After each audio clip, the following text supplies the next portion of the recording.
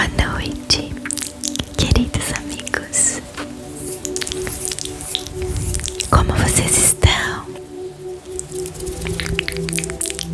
Vamos relaxar, ouvindo a palavra do Senhor. Se você teve uma semana difícil, pesada, enrolada, você está no lugar certo. Agora nós vamos descansar.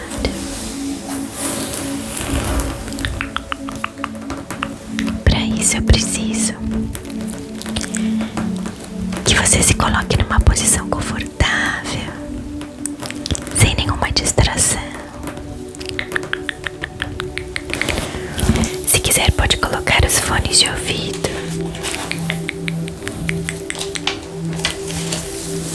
E relaxe, relaxe.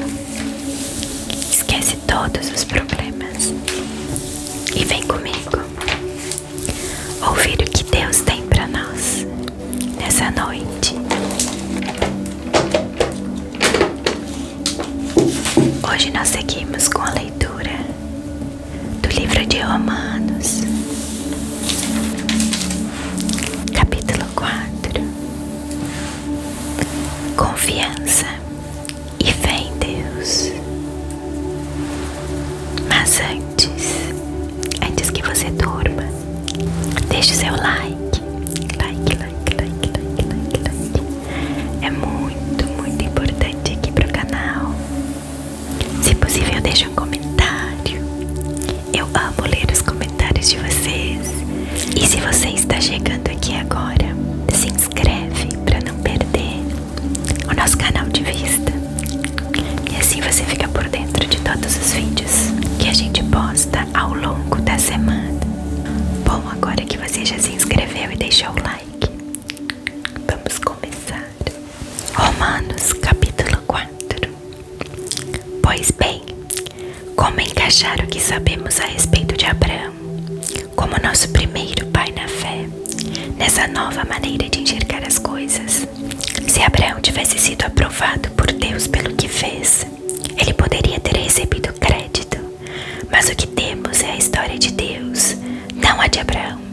Assim lemos nas Escrituras: Abraão participou do que Deus fez por ele, e isso foi decisivo. Ele acreditou que Deus podia torná-lo justo, em vez de apelar para a própria justiça. Se você está duro e faz um bom trabalho, merece o pagamento. Ninguém pode dizer que seu pagamento é um presente. Mas se você percebe que a tarefa está muito além da sua capacidade, algo que só Deus pode fazer, e confia que Ele o fará, volto a dizer, algo que você jamais conseguirá fazer, não importa como e quanto trabalhe.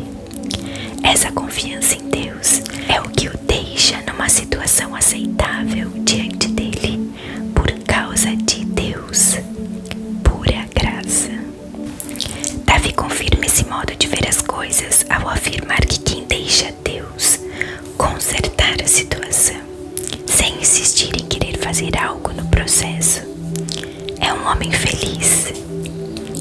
Feliz é aquele cujos crimes são perdoados, cujos registros dos pecados são apagados. Feliz é a pessoa contra quem o Senhor não tem nada a apresentar.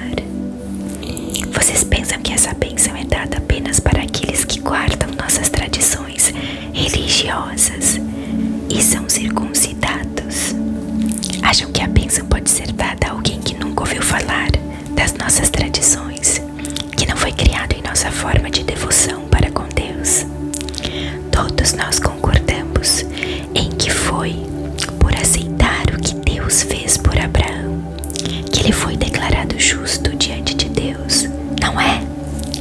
Agora pensem, essa declaração foi feita antes ou depois que ele fosse marcado pelo rito pactual da circuncisão? Sabemos que foi antes. Isso significa que ele se submeteu à circuncisão como evidência e confirmação do que Deus havia feito muito antes de torná-lo plenamente aceitável. Um ato de Deus que ele aceitou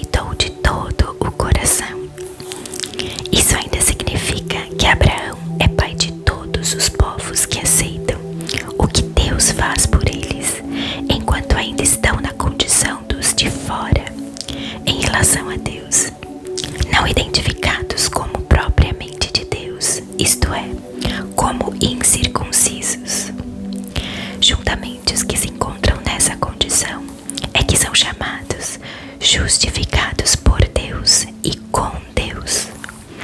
Abraão, claro, também é o pai dos que se submeteram ao rito da circuncisão, não apenas por causa do rito, mas porque desejavam abraçar pela fé o que Deus fez por eles, seguindo o exemplo da vida que Abraão viveu antes de ser marcado pela circuncisão.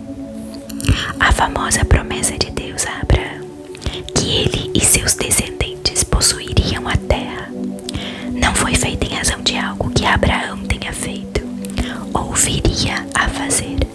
Foi baseada na decisão de Deus de acertar tudo para com ele. E foi disso que Abraão participou quando creu. Se alguém receber esse presente de Deus apenas por ter seguido certas ordens ou por ter cumprido formalidades, essa confiança não faz sentido e a promessa vira um contrato frio. Seria um acordo comercial, não uma promessa santa.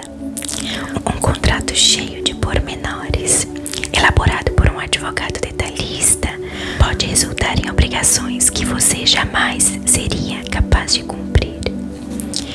Mas se não há contrato, apenas uma promessa, e uma promessa de Deus, você não pode quebrá-la. É por isso que o cumprimento da promessa de Deus depende inteiramente da confiança que depositamos nele e em seus caminhos, e de que o aceitemos e a tudo que ele faz.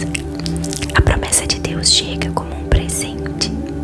É o único modo de garantir a participação nela, tanto os que guardam as tradições religiosas, quanto os que nunca ouviram falar delas. Porque Abraão é o pai de todos nós. Ele não é nosso pai racial. Isso seria ler a história de trás para frente. Ele é nosso pai na fé.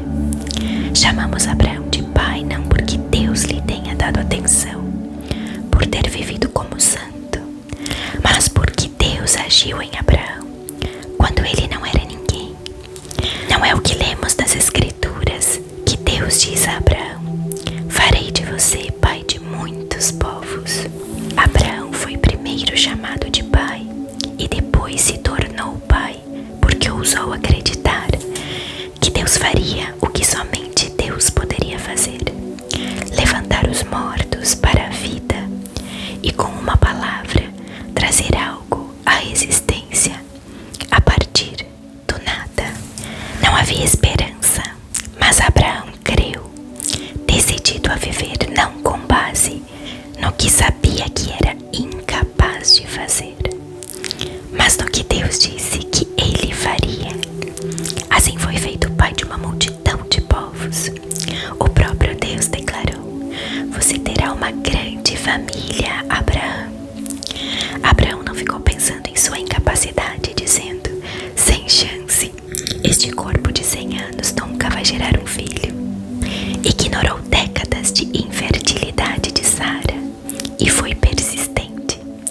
Não foi reticente sobre a promessa de Deus com questionamentos. Em vez disso, mergulhou na promessa e se fortaleceu. Ficou à disposição de Deus, certo de que ele cumpriria o que tinha dito. É por isso que se diz: Abraão foi declarado justo diante de Deus ao confiar que Deus o justificaria. Mas não é só Abraão. O mesmo acontece conosco. O mesmo é dito a respeito de nós, que aceitamos e cremos naquele que trouxe Jesus à vida, quando de igual modo não havia mais esperança.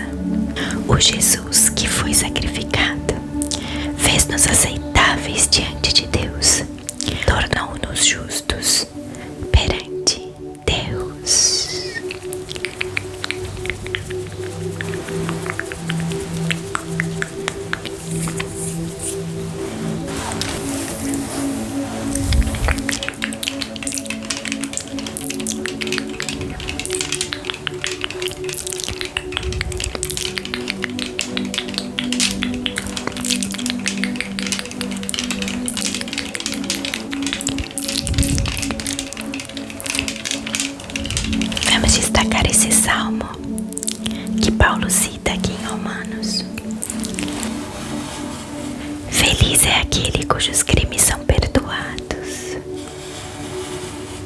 cujos registros dos pecados são apagados. Feliz é a pessoa contra quem o Senhor não tem nada a apresentar. Feliz é aquele cujos crimes são perdoados, cujos registros dos pecados são apagados. Feliz é a pessoa contra quem o Senhor não tem nada a apresentar. Feliz é aquele cujos crimes são perdoados, cujos registros dos pecados são apagados. Feliz é a pessoa contra quem o Senhor não tem nada a apresentar. E essa foi a nossa leitura de hoje. Espero que a sua vida tenha sido edificada com esse capítulo do livro de Romanos,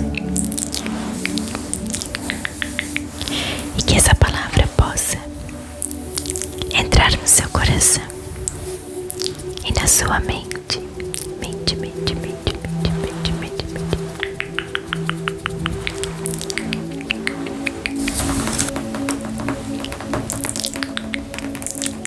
Nos vemos no próximo vídeo.